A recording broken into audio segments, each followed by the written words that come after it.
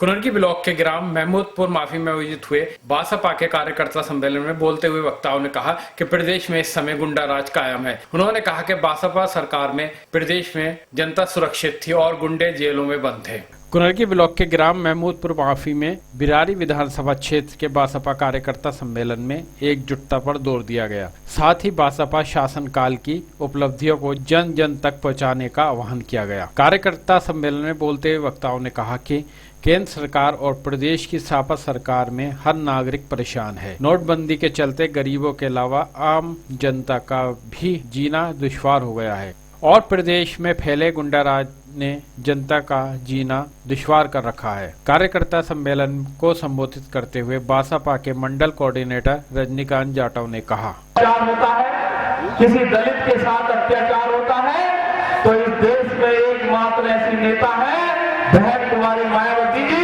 जो तुरंत उस पर एक्शन लेने का काम करती है, उसके खिलाफ आवाज उठाने का काम करती है। सम्मानित साथियों, आपने देखा होगा बहन जी ने जो नारा दिया था सर्वजन हिताय सर्वजन सुखाय, उसी के आधार पे काम किया, उसी को लेके चलने का काम किया और सब समाज को मान और सम्मान देने का काम किया। आज आपने देखा होगा इस प्रदेश में समाजवादी पार्टी की सरकार है और इस देश के का दुर्भाग्य है कि हमारे इस प्रदेश के जो आज मुख्यमंत्री बने बैठे हैं उनकी बात भी कोई सुनने वाला नहीं है। सम्मानित साथियों, किसी चीज का ऐलान वो करते हैं तो उनके चाचा, उनके पिताजी उनकी बात पलटने का काम करते हैं। ये हमारे प्रदेश का दुर्भाग्य है कि मुख्यमंत्री की बात को सीरियस नहीं लिया जाता। सिरसी नगर पंचायत चेयरमैन चौधरी वसीम खान ने कहा, हम लोगों ने जो लोकसभा में गलतियां की है,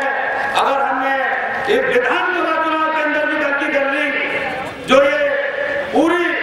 हिंदुस्तान के अंदर भारतीय जनता पार्टी आप देख रहे हो, नोटबंदी के नाम पर किसी को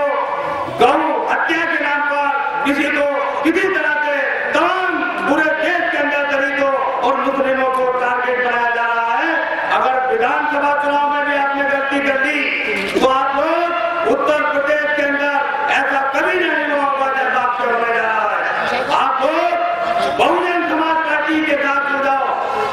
केवल यही उत्तर प्रदेश के अंदर ऐसी पार्टी है जो मुसलमानों को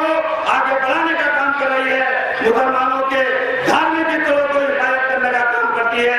और तुम्हारी कोई हिफाजत की जरूरत नहीं है। सिर्फ हमें हमारे धार्मिक स्थलों की और हमारे मुसलमान भाइयों की इज्जत आबरू की हिफाजत करने वाली पार्टी चाहिए। बसपा पश्चिमी उत्तर प्रदेश प्रभारी व मुख्य अतिथि अफजल सिद्दीकी ने कहा, जिस तरह आप लोग अभी बहुजन समाज पार्टी के साथ जुड़े हुए हैं, इंशाअल्लाह ताला आखिरी दम तक जब तक चुनाव नहीं हो जाते और बल्कि जब तक रिजल्ट नहीं आ जाते, जब तक इस विधानसभा से ऋषि पार्टी को विधायक नहीं बना लेते, इंशाअल्लाह ताला मेरे समाज का एक एक बच्चा बहुजन समाज पार्टी के साथ बड़ी जिम्मेदारी के साथ इसी तरह जुड़ा रहेगा। क्योंकि दोस्तों बुजुर्गों, अगर इसमें चूक हो गई, आप सभी ने 2014 का पार्लियामेंट का चुनाव देखा, आप सभी जानते हैं कि अगर इस बार 2017 के आम चुनाव में अगर चूक हो गए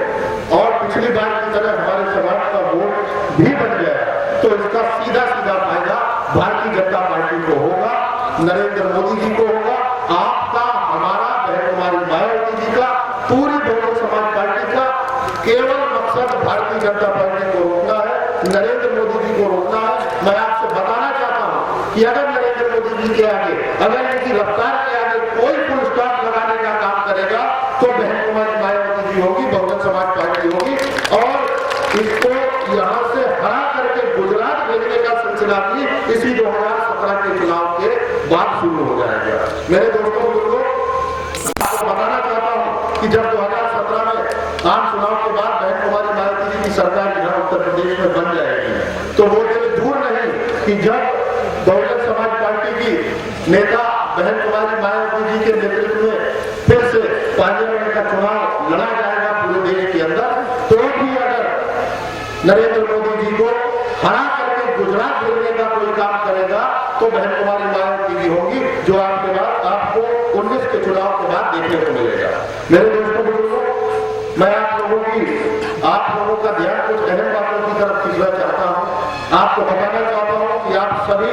ने देखा कि पिछले दिनों जब 2014 का चुनाव हो रहा था तो नरेंद्र मोदी जी और उनके पार्टी के लोग जनता के बीच में आकर के तरह तरह के लुभावने वादे उन्होंने किए थे, तरह तरह की बातें उन्होंने की थी। मेरे मुस्लिम समाज के लोगों, चाहे घर वापसी का मामला रहा हो, चाहे लव जिहाद का मामला रहा हो, गौ रक्षा, धर्म परिवर्तन, इन सभी मामलों में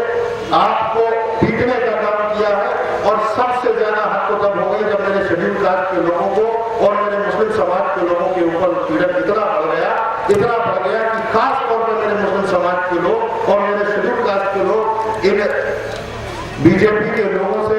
और नरेंद्र मोदी जी से परेशान इस कदर हो गए, इस हद तक परेशान हो गए, चाहे वो मंदसौर में मेरी मुस्लिम समाज की औरतों को एक अफवाह के तहत पीटने का मामला रहा हो, चाहे नोएडा में उधर दादरी में एक मुस्लिम समाज के व्यक्ति अखलाक को एक अफवाह के तहत ईंटों से कुचल के मार देने का मामला रहा हो, चाहे हमारे शरीयत के साथ छिड़खाने का मामला रहा हो, तो इसमें सबसे ज्यादा उत्पीड़न मेरे मुस्लिम समाज के लोगों का हुआ है। मैं आपको बताना चाहता हूँ कि अच्छे दिनों की बात करते थे नरेंद्र मोदी। मंडल जोनल कोऑर्डिनेटर पूर्व विधायक गिरीश चंद ने कहा,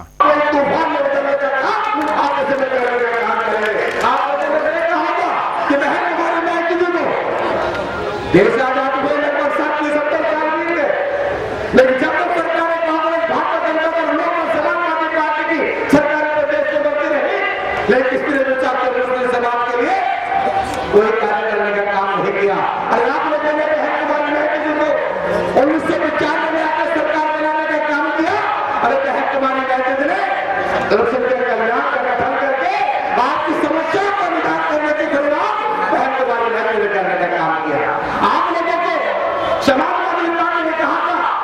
संजय गांधी ने 18% का आरक्षण हम मुस्लिम समाज को देने का काम करेंगे। मैं आपको बताना चाहता हूं कि मुलायम सिंह 18% में 0% में या 0.5% में आपको आरक्षण नहीं दिया, लेकिन बहन कुमारी ने 1989 में जब बहन की पहली बार कुनर की प्रत्याशी व पूर्व मंत्री हाजी अकबर हुसैन ने कहा, और खुश है इस बात से कि नोटबंदी से हमारे प्रधानमंत्री और धर्म के कुनबे का झगड़ा, मैं अगर मुलायम सिंह के बारे में कहूँ भाजपा से मिले हुए हैं, लोग कहेंगे जंगल उखाड़े में कहेंगे विरोध में कह रहे हैं, लेकिन अगर मुलायम सिंह का भाई ये बात कहता है कि हमारे भाई रामगोपाल जी ने भाजपा से गठजोड़ करके महागठबंधन से भाई को हटाने का काम किया। और कारण ये था दोस्तों कि रामगोपाल का बेटा, रामगोपाल के बेटे की बीवी यादव सिंह जो भ्रष्टाचारी था, जिन्हें बहुत लोग भ्रष्टाचार में लिप्त था, उसके साथ सीबीआई की जांच इनकी भी चल रही थी। ये उनका भाई कह रहा है और इससे बड़े सबूत सम्मेलन में बिरारी प्रत्याशी चौधरी ऋषिपाल सिंह, बासपा जिलाध्यक्ष रणविजय सिंह, सम्मेलन में बिरारी प्रत्याशी चौधरी ऋषिपाल सिंह, बासपा जिलाध्यक्ष रणविजय सिंह, मोहम्मद कामिल सैफी, जिला पंचायत सदस्य खालिद जमा खां, मंगल सैनी, पूर्व प्रधान इरफान मंसूरी, मोहम्मद दानिश, अकरम सलमानी, जरीफ सलमानी, चौधरी धर्मेंद्र सिंह, इरशाद हुसैन, फतेह सिंह, पूर्व विधायक डॉक्टर फरत खान, संबल प्रत्याशी हाजी छिद्दा, मोहम्मद रियान पाशा, मोहम्मद इरफान पाशा, दिनेश ठाकुर, दिनेश शर्मा, मुजाहिद हुसैन, शानू पाशा समेत बड़ी संख्या में बासपा कार्यकर्ता व समर्थक मौजूद रहे। सम्मेलन का संचालन फैसल अंसारी ने किया। आभार बासपा बिरारी प्रत्याशी चौधरी ऋषिपाल सिंह ने व्यक्त किया।